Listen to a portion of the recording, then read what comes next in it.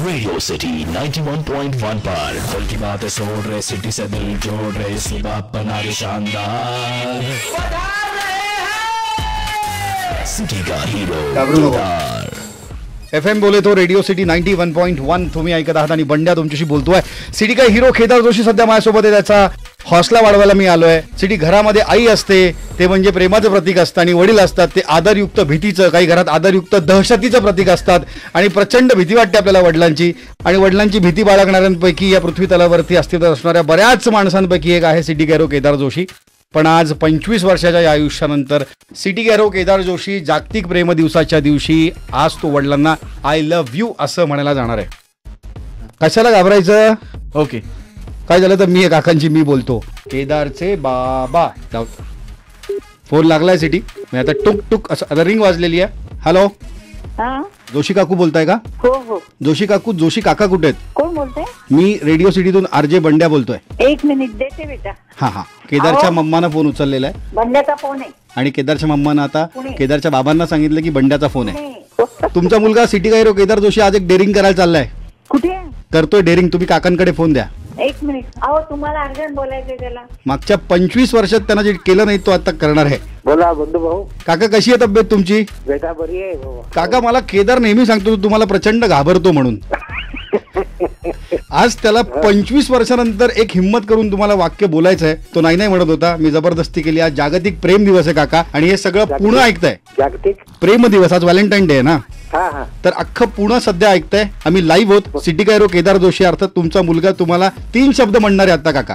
काय म्हणणार आहे? ज्यांनी म्हणजे त्यांनी ती डेअरिंग आतापर्यंत कधीच नाही केली ती आता तो करतोय. केदार बोल. तुला काय उत्तर द्यायचं? तुम्ही फक्त थँक्यू म्हणालात तरी चालेल किंवा तुम्ही तुमच्या स्टाईलमध्ये त्याला ओरडलात तरी चालेल. तो पण ऐकतोय आपण जे बोलतोय ते सगळं. तो तुमच्याशी बोलतोय आता. अच्छा अच्छा. बोल केदार. पप्पा, हा बेटा, आज व्हॅलेंटाईन्स डे आहे.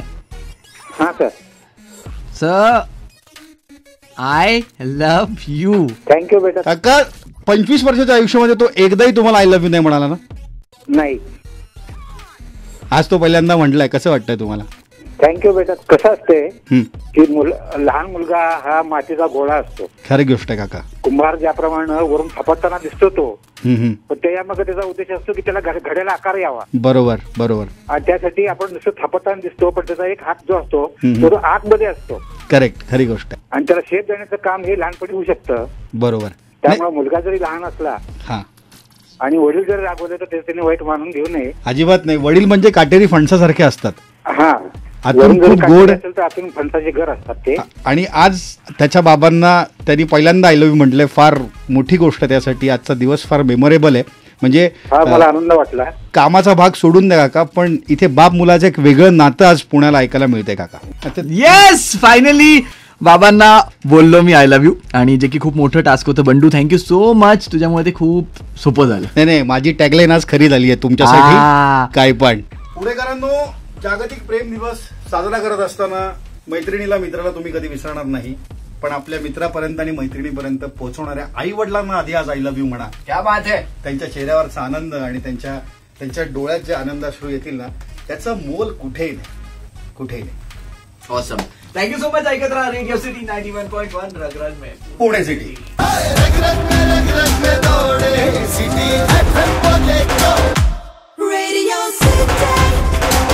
91.1 FM.